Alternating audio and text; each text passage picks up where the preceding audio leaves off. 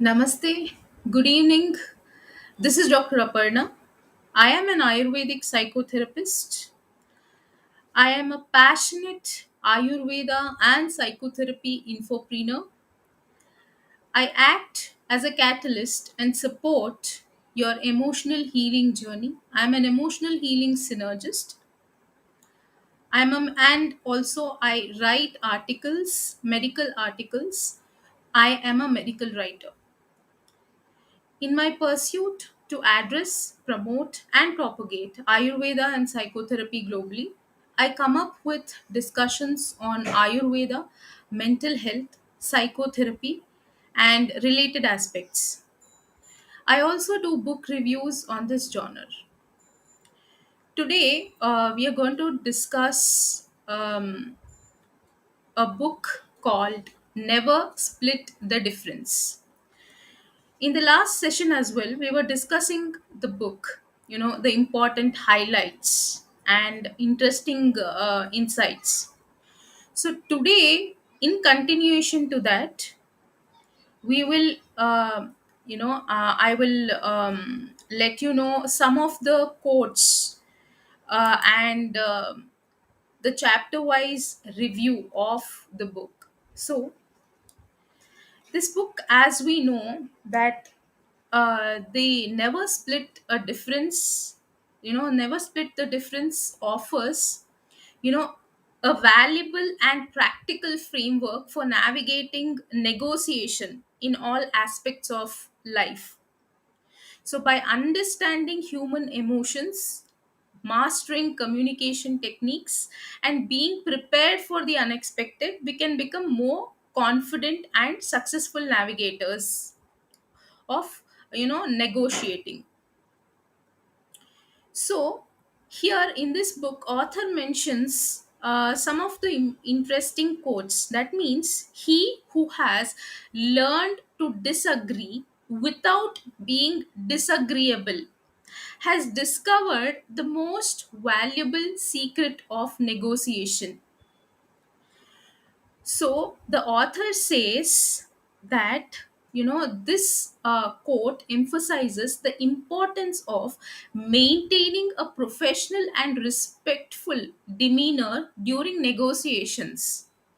That means you learn to disagree, but without being disagreeable. So that is the most valuable secret of negotiation.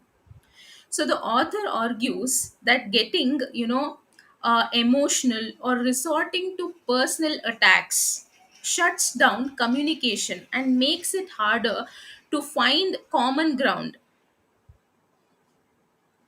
So, even if there is a strong disagreement, we have to be, professional and respectful during the negotiation.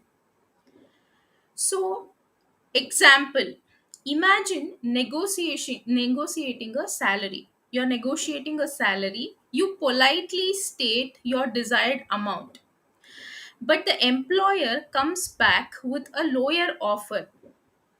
Instead of getting defensive and saying that's insulting, you could reply, I understand your initial offer, but based on my experience and qualifications, I believe dash amount is fair. So this keeps the conversation open for further discussion. So this is one of the examples to disagree without being disagreeable. Second quote, beautiful quote is the beauty of empathy is that it doesn't demand that you agree with the other person's ideas. So, the author says that empathy does not mean or does not demand that you have to agree with all the ideas of the other person or the person you are negotiating with. So, this quote highlights the importance of empathy in negotiation. But understanding the other person's perspective, their needs, and their emotions is important, is crucial. It does not mean condoning their actions but acknowledging their feelings, that helps build rapport and move the negotiation forward without agreeing to the everything that the other person says, but you are acknowledging their emotions as well, and their perspective as well. So for example, you are negotiating with a frustrated customer who feels a product malfunctioned. So instead of arguing they misused it, acknowledge their frustration. Like, I understand how upset you must be. Let's work together to find a solution that satisfies you.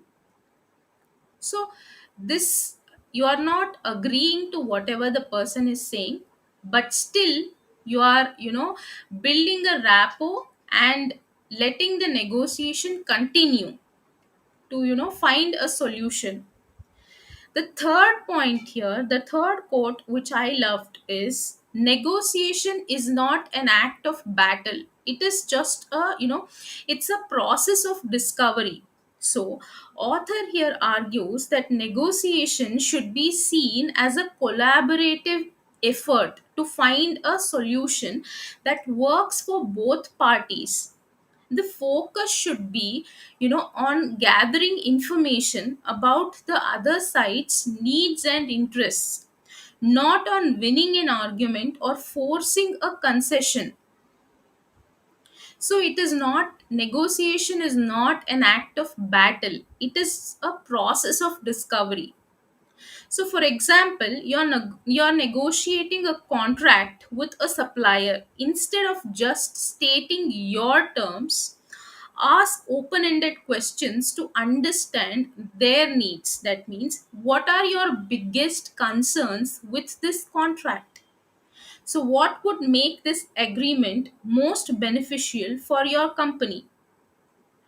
So when you negotiate and I understand their needs and their concerns, you can find a solution that can be beneficial for both the parties. So the next quote which I loved was, for good negotiators, no is a pure gold. That means no is a powerful tool in negotiation. So it can be used in several ways. Signaling, for signaling seriousness. Suppose a firm no to an initial offer shows you won't be easily swayed. You cannot be easily swayed away. So the next thing is deflecting pressure tactics. So if the other side uses aggressive tactics like time pressure, a simple no, I need more time to consider, can slow things down. So you can deflect the pressure tactics by a no. Encouraging concessions. So by using techniques like the mirror label, that means repeating back the other side's no in a neutral tone, you can encourage them to elaborate on their concerns and potentially reveal their bottom line. So, a car salesman gives you a high pressure sales pitch. Instead of feeling obligated to respond with a counter offer, you can simply say, no, that doesn't work for me. Let's talk about a price that's more in line with my budget. So, no is a pure gold for good negotiators. The fifth quote, which I loved, was, the most powerful word in negotiations is fair.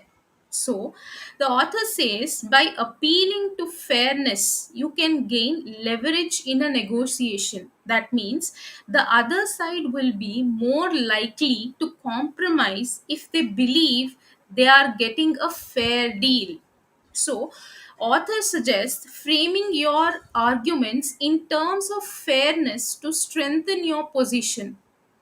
For example, you are negotiating a deadline extension for a project.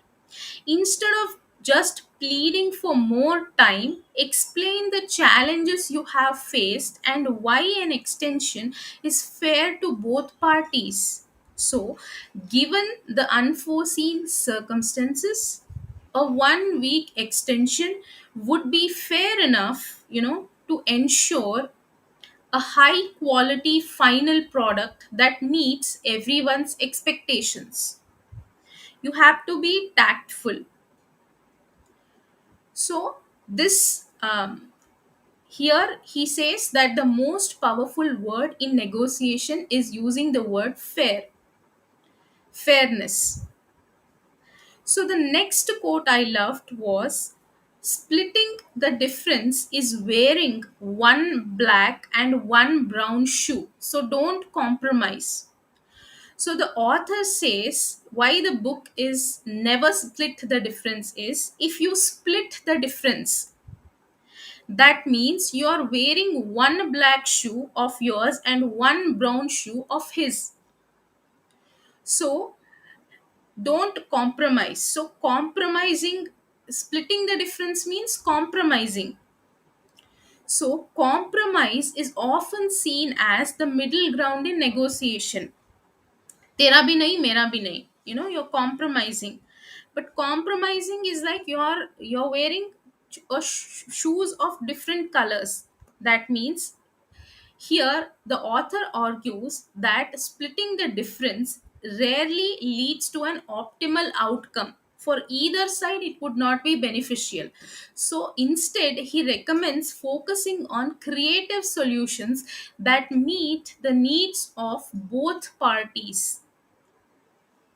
So for example, negotiating, the price of a used car. So instead of settling for a price in the middle of your offer and the seller's initial price, consider offering a slightly lower price but ask for extras like floor mats or a warranty to be thrown in. So this can create a more, balanced outcome. So you're asking for extras in this scenario. Likewise, you're focusing on creative solutions that meets the needs of both the parties. So we had discussed chapter 1 in the last session. So chapter 1, highlights that traditional negotiation focuses only on logic and reason, so that neglected the role of emotions in real world scenarios. So emotions are, significant in factor in decision making during negotiations. So understanding emotions is, others emotions, others needs and others concerns, having empathy is crucial for success while you're negotiating. So, do not underestimate the power of emotions. Adapt your approach to address both logic and feelings to achieve better outcomes. So, the second chapter is Be a Mirror. So this chapter highlights on mirroring. So mirroring involves repeating back keywords or phrases the other party uses. That means mirroring builds rapport and encourages them to elaborate on their thoughts and feelings. So here mirroring shows that you are listening actively and validates their perspective. So this fosters trust and makes them more receptive to, your ideas.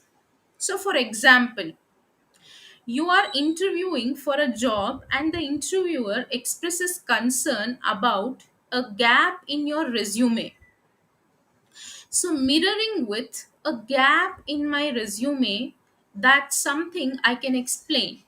Opens the door for you to address the issue directly and showcase your skills and experience. So you are mirroring the words, a gap in my resume, that's something I can explain. You know what, I can tell you why there was a gap for so and so reason. So that opens the door for you to address the issue directly and showcase, your skills and experience. So the third chapter is don't feel their pain, label it. So labeling emotions involves acknowledging and validating the other party's feelings without getting overwhelmed by them. So labeling diffuses tension and creates space for a productive conversation. So here, acknowledge emotions objectively. That means don't try to feel their pain, but simply label it. This allows you to address the underlying concerns and move forward constructively. So your teenager is upset about missing a concert due to her bad grades. So instead of getting defensive, label their emotions with sounds like you are disappointed about missing the concert. So you are labeling their emotion, the emotion as disappointment. So sounds like you are disappointed about missing the concert. So what happens is this opens a dialogue to discuss the situation and find a solution together. So the next chapter is beware yes and master no. So this chapter highlights on most negotiators push for yes answers, but no can be a powerful tool. So no forces the other party to elaborate and potentially reveal their priorities. So here, don't the author says that don't be afraid to use no strategically. That means it can encourage the other party to offer concessions or provide valuable information that strengthens your position. So, for example, you are negotiating a service contract renewal. So the provider presents a new package, but it doesn't meet your needs. Instead of immediately saying no, you could say, no, that package doesn't quite fit our requirements. Tell me more about customizing a plan that better suits our needs and our budget. So the chapter 5 is trigger the two words that immediately transform any negotiation. So the magic phrase, that is tell me more. So the author says that this simple phrase tell me more invites the other party to elaborate, giving you valuable insights and control over the conversation. So, Tell Me More is a powerful tool for gathering information and influencing the negotiation. So, use it to understand their perspective and guide the conversation towards your desired outcome. So, for example, you're selling your house and a potential buyer expresses hesitation about the location. Instead of getting defensive, ask, tell me more about what concerns you have about the location. So, this allows you to address their specific worries and potentially highlight the benefits of the neighborhood. So, the next chapter is bend their reality. So, this chapter focuses on influencing the other party's perception through calibrated questions and reframing. So, calibrated questions, open ended questions that nudge them towards your desired outcome.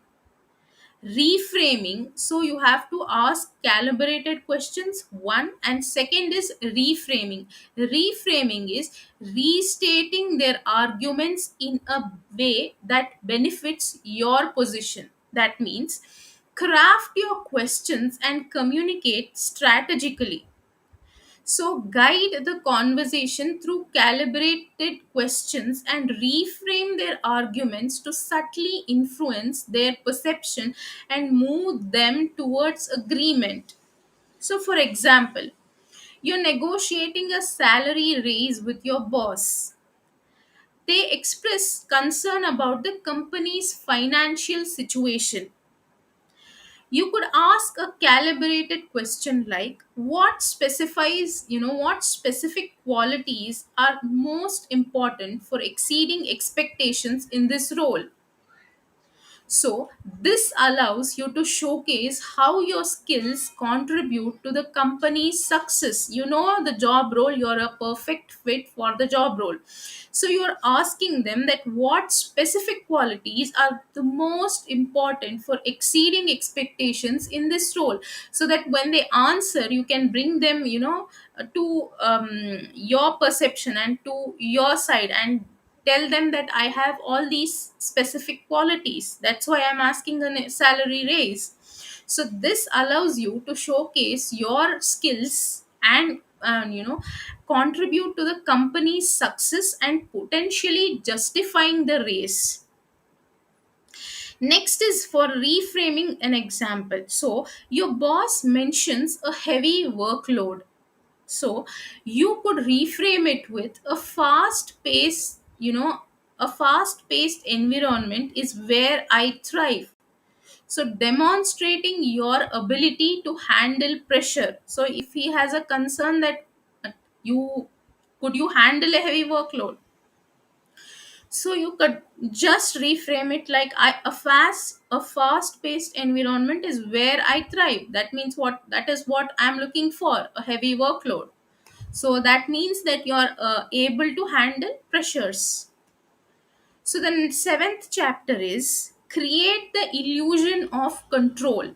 So the power of silence and strategic use of yes helps make the other party feel in control, even when you are guiding the conversation.